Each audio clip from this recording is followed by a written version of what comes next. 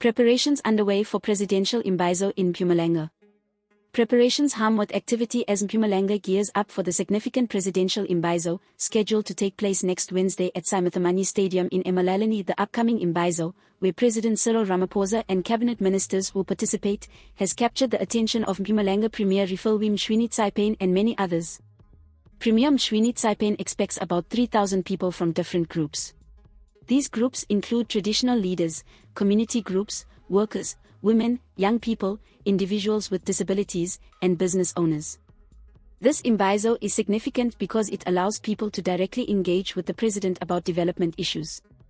Premier Mtshweni-Tsipane is excited about Mpumalanga hosting this event.